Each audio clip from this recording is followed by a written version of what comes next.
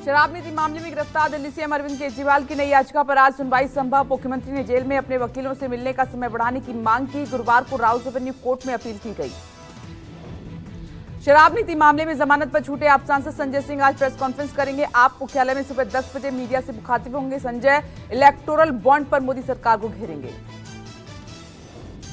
6 महीने बाद जेल से बाहर निकले संजय सिंह ने गुरुवार को दिल्ली के कनॉट प्लेस हनुमान मंदिर में दर्शन किए। सुप्रीम कोर्ट ने बुधवार को आप सांसद को सशर्त जमानत दे दी है।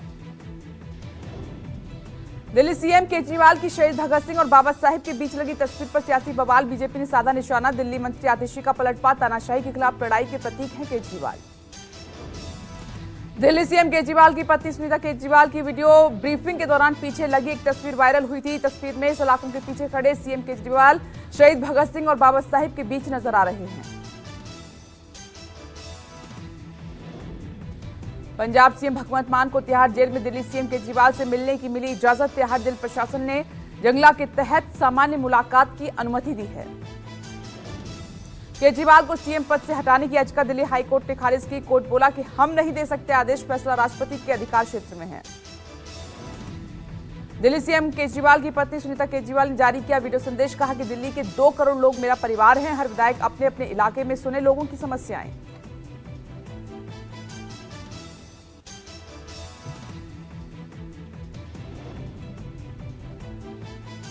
लोकसभा चुनाव 2024 के लिए कांग्रेस पार्टी आज अपना घोषणा पत्र जारी करेगी। 5 न्याय गारंटी पर आधारित मैनिफेस्टो को अध्यक्ष खड़गे करेंगे जारी। केंद्र में सरकार बनने पर 30 लाख नौकरी देने की पार्टी देगी गारंटी। कांग्रेस की केंद्रीय चुनाव समिति की बैठक आज दिल्ली, हरियाणा, झारखंड, पश्चिम बंगाल और दादर नगर हवेली के प्रत्याशियों पर होगी चर्चा। पार्टी अध्यक्ष खड़गे और सोनिया गांधी भी रहेंगी मौजूद। प्रधानमंत्री मोदी का तूफानी चुनाव अभियान जारी। आज राजस्थान के चुरू और झुंझुनू में करेंगे जनसभा। चुरू से कांग्रेस ने बीजेपी से पाला बदलकर आए मौजूदा सांसद राहुल कसबा को दिया है टिकट।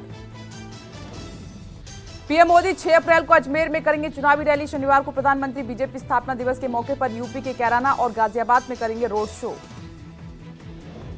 दिल्ली के राउस एवेन्यू कोर्ट में चीनी वीजा घोटाले से जुड़ी मनी लॉन्ड्रिंग केस में कांग्रेस सांसद कार्ति चिदंबरम की पेशी। ईडी ने 2011 में 263 चीनी नागरिकों को वीजा जारी करने में हुए कथित घोटाले मामले में दर्ज किया है मामला। वाराणसी कोर्ट में कांग्रेस नेता रणदीप सुरजेवाला के खिलाफ 24 साल पुराने मामले में सुनवाई। कांग्रेस नेता सहित कई आरोपियों पर संवासिनी कांड के नाम से चर्चित केस में सरकारी काम में बाधा डालने का आरोप लगा है। लखनऊ की एमपी एमएलए कोर्ट ने यूपी के कद्दावर नेता स्वामी प्रसाद मौर्य और बदायूं से बीजेपी सांसद संघमित्रा मौर्य के खिलाफ जारी किया गैर जमानती वारंट। एक पत्रकार ने संघमित्रा पर सारी मामले में धोखा देने का आरोप लगाया है।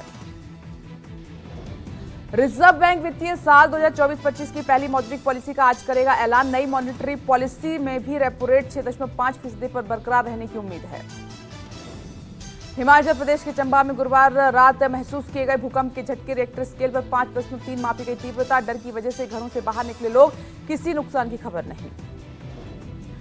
पश्चिमी विक्षोभ की वजह से दिल्ली सहित उत्तर भारत के कई राज्यों में फिर बदलेगा मौसम का मिजाज। अगले 5 दिन आसमान में मध्यम बादल छाए रहने की संभावना। रुक रुक कर चल रही हैं तेज हवाएं। बिहार से बंगाल तक पीएम मोदी की हुंकार। भ्रष्टाचार को लेकर विपक्ष फिर किया वार। बिहार के जमुई में बोले पीएम मोदी, 10 साल में जो काम हुआ वो ट्रेलर, अभी बहुत कुछ करना बाकी है। जमुई से नीतीश ने पीएम मोदी से फिर कहा कि हम साथ हैं, अब इधर उधर नहीं होंगे। आरजेडी वाले हमारे काम को अपना बताते हैं। लालू परिवार पर भी बरसे सीएम नीतीश कुमार। चिराग पासवान ने जमुई से पीएम मोदी के प्रचार करने को गर्व की बात बताया। कहा कि इस बार 40 की 40 सीटें हमारा गठबंधन जीतेगा। मोदी गारंटी की चर्चा देश ही नहीं विदेशों में भी हो रही है। जमुई में पीएम मोदी के भाषण पर आरजेडी नेता तेजस्वी ने एक्स पर पोस्ट कर कसा तंज। पीएम की सभा में परिवारवाद का जिक्र न होने को लेकर कहा कि ई बिहार है भैया, यहां कुछ भी हो सकता है। पश्चिम बंगाल के कूच बिहार में भी प्रधानमंत्री मोदी ने की चुनावी सभा। ममता सरकार पर तीखा हमला किया। कहा कि संदेश खाली के दोषियों को जेल में काटनी होगी जिंदगी। पश्चिम बंगाल सीएम ममता बनर्जी ने भी कूच बिहार से ही पीएम मोदी पर किया पलटवार। बीजेपी की सांप से की तुलना, कई आपत्तिजनक शब्दों का किया बीजेपी के खिलाफ इस्तेमाल। पूर्णिया से पप्पू यादव ने दाखिल किया निर्दलीय पर्चा। कहा कि कई लोगों ने हमारी राजनीतिक हत्या करने की कोशिश की। पूर्णिया से पर्चा दाखिल करने के बाद पप्पू यादव ने आरजेडी अध्यक्ष लालू प्रसाद यादव, तेजस्वी पर साधा निशाना। कहा कि सियासी दबदबा बनाए रखने के लिए राज्य में गठबंधन को किया कमजोर। पूर्णिया सीट से पप्पू यादव के निर्दलीय नामांकन भरने पर बिहार कांग्रेस अध्यक्ष ने जताई नाराजगी। अखिलेश सिंह ने 2 टूक कहा कि 8 अप्रैल से पहले पर्चा वापस ले लें। पप्पू यादव के निर्दलीय प्रत्याशी के तौर पर नामांकन करने पर आरजेडी नेता मनोज झा ने उनकी सियासी समझ पर उठाए सवाल। आरजेडी ने बीमा भारती को पूर्णिया से चुनावी मैदान में उतारा है। पीएम मोदी आज शाम 5 बजे कर्नाटक के बीजेपी कार्यकर्ताओं से वीडियो कॉन्फ्रेंसिंग के जरिए संवाद करेंगे। चुनाव को लेकर कार्यकर्ताओं को मंत्र भी दिया जाएगा। बीजेपी अध्यक्ष जेपी नड्डा का आज हरिद्वार में रोड शो है। धर्मनगरी में साधु संतों से मुलाकात कर लेंगे आशीर्वाद। ऋषिकुल यूनिवर्सिटी में बूथ अध्यक्ष, बूथ पालक और प्रदेश पदाधिकारियों के साथ बैठक। यूपी की हाई प्रोफाइल अमेठी सीट से कांग्रेस नेता रॉबर्ट वाड्रा के चुनाव लड़ने की अटकलें। एक इंटरव्यू में वाड्रा ने कहा कि रायबरेली, अमेठी और सुल्तानपुर से गांधी नेहरू परिवार का अटूट रिश्ता है। अमेठी से चुनाव लड़ने के सवाल पर वाड्रा ने कहा, पार्टी जहां से कहेगी वहां से लड़ सकता हूं चुनाव। मौजूदा सांसद स्मृति ईरानी पर कसा तंज। अमेठी के लोगों को 2019 में हुई गलती का एहसास है। अमेठी से रॉबर्ट वाड्रा के चुनाव लड़ने की अटकलों पर यूपी कांग्रेस अध्यक्ष अजय राय ने जताई अनभिज्ञता। कहा कि हमारी कोशिश है कि जन भावना के तहत राहुल गांधी ही यहां से चुनाव लड़े। सोनिया गांधी की नई सियासी पारी। राज्यसभा सांसद के तौर पर सोनिया गांधी ने शपथ ली। सोनिया गांधी से मिलने पहुंचे राहुल गांधी और प्रियंका गांधी। कांग्रेस ने लोकसभा चुनाव के लिए उम्मीदवारों की एक और लिस्ट गुरुवार को जारी की है। पार्टी प्रत्याशियों की 13वीं सूची में गुजरात की 3 सीटों का ऐलान। सुरेंद्रनगर, जूनागढ़ और बड़ोदरा सीट से उम्मीदवार घोषित। केंद्रीय मंत्री पुरुषोत्तम रूपाला के क्षेत्रीय समाज विरोधी बयान से उभरी नाराजगी को भुनाने की कोशिश। कांग्रेस ने बड़ोदरा सीट से राजपूत समाज के जसपाल सिंह पडिहार को टिकट दिया है।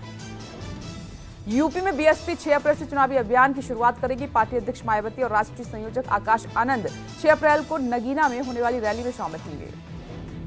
यूपी की मेरठ हापुड़ सीट से सपा नेता सुनीता वर्मा ने गुरुवार को नामांकन भरा। सुनीता बीजेपी के अरुण गोविल को चुनौती देंगी। सपा इस सीट से 2 बार प्रत्याशी बदल चुकी है।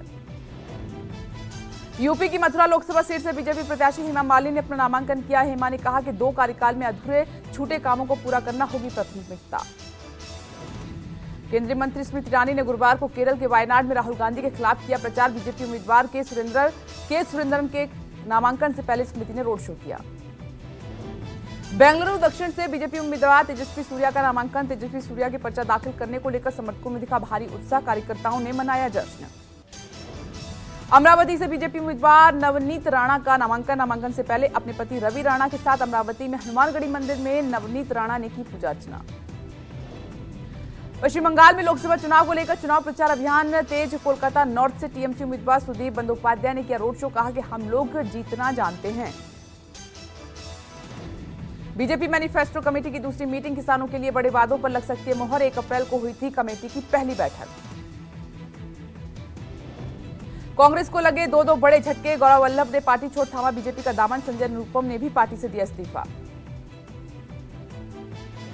केंद्रीय मंत्री अनुराग ठाकुर ने कांग्रेस पार्टी और मोदी का अर्थ बताया। कहा कि कांग्रेस मतलब आरएसवीपी का अर्थ राहुल, सोनिया, वाड्रा, प्रियंका और मोदी मतलब maker of develop India. UP में लोकसभा चुनाव को लेकर पुलिस प्रशासन अलर्ट मोड पर है। गुरुवार को अर्धसैनिक बल और पुलिस जवानों ने नोएडा में फ्लैग मार्च भी किया।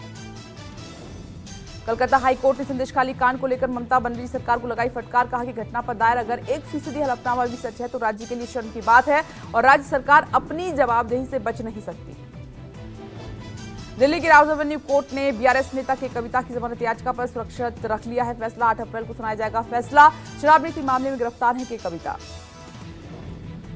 उपराष्ट्रपति जगदीप धनखड़ आज देहरादून और मसूरी के दौरे पर रहेंगे। उपराष्ट्रपति मसूरी में आयोजित होने वाले आईएएस चरण 1223 बैच के समापन समारोह के मुख्य अतिथि होंगे। पंजाब के पूर्व मुख्यमंत्री और कांग्रेस नेता चरणजीत सिंह चन्नी ने गुरुवार को अयोध्या में रामलला के दर्शन किए। पूर्व मुख्यमंत्री ने मुझे रामलला ने बुलाया है, मैं तो आ गया, ये कहा। छात्र राजनीति पर आधारित फिल्म जेएनयू आज रिलीज हो रही है। जहांगीर नेशनल यूनिवर्सिटी नाम की फिल्म में लीड रोल में रवि किशन, विजयराज, पीयूष मिश्रा और उर्वशी रौतेला हैं। असम के करीमगंज में सीएम हिमंता बिस्वा शर्मा ने प्रचार किया और सीएम ने कहा कि 4 जून के बाद नरेंद्र मोदी पीएम बनेंगे। हमारा भी जादू है, देखते रहिए, हमें भी वोट मिलेगा। मोदी जी प्रधानमंत्री होगा और इतना मद्रसा और इस पर अभी देखिए, देखते रहिए, हमारा भी कुछ है ना मैजिक, देखते रहिए। हम भी तो कुछ किया होगा 3 साल में, तो देखते रहिए सबका वोट। असम की मुख्यमंत्री हिमंता बिस्वा शर्मा ने राहुल गांधी पर फिर कसा तंज। सिलचर में एक चुनावी सभा के दौरान कहा कि कांग्रेस नेता असम आकर करे प्रचार, बीजेपी का ही बढ़ेगा कुनबा। यूपी के मंत्री अनिल राजभर ने कहा, यूपी में बीजेपी को समर्थन मिल रहा है, पूरा उत्तर प्रदेश जीतने का जो हमारा संकल्प है वो पूरा होगा, कहीं किसी प्रकार की हमें परेशानी नहीं, एक तरफा बीजेपी यूपी में जीतेगी।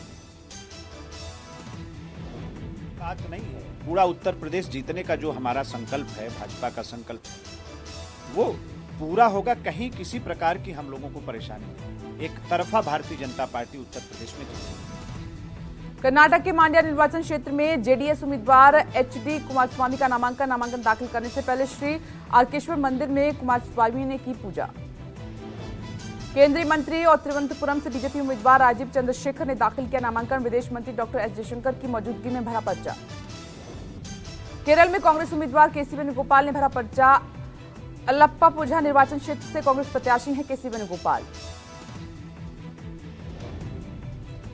अमेरिकी विदेश मंत्रालय ने एक बार फिर दिल्ली सीएम केजरीवाल और खालिस्तानी आतंकी गुरपंतवंत पन्नू मसले पर जहर उगला है। विदेश विभाग प्रवक्ता मैथ्यू मिलर ने कहा कि हम दोनों शख्सों के मामले में गहन जांच की उम्मीद करते हैं। पाकिस्तान ने प्रतिबंधित टीटीपी के साथ किसी भी तरह की बातचीत से गुरुवार को किया इनकार। तहरीक तालिबान से बातचीत की पाकिस्तान को तालिबान ने सलाह दी थी। अमेरिकी राष्ट्रपति जो बाइडेन ने गुरुवार को इस्राएली प्रधानमंत्री नेतन्याहू से फोन पर बातचीत की। गुरुवार को दोनों नेताओं के बीच बातचीत में गाजा एयर स्ट्राइक का मुद्दा भी उठा। अमेरिका में नवंबर में होने वाले राष्ट्रपति चुनाव को लेकर सर्वे में पूर्व राष्ट्रपति ट्रंप को बड़ी बढ़त और देश के 7 राज्यों में से 6 में बाइडेन पर भारी पड़े ट्रंप। सिर्फ विस्कॉन्सिन में बाइडेन को 3 अंकों की बढ़त मिली है। अमेरिका के व्हाइट हाउस में आयोजित होने वाले इफ्तार पार्टी में जाने से कई कद्दावर मुस्लिम शख्सियत का इनकार। गाजा में इजरायल के हमले का विरोध न करने को लेकर बाइडेन प्रशासन से नाराज है मुस्लिम समुदाय।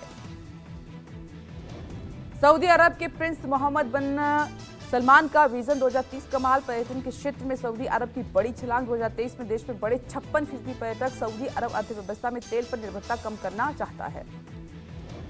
यूएई के राष्ट्रपति शेख मोहम्मद बिन जायद अल नहयान के लंदन के पॉश इलाके में 65 मिलियन पाउंड की हवेली खरीदी है। भारतीय रुपयों में यह धनराशि करीब 7 अरब होती है।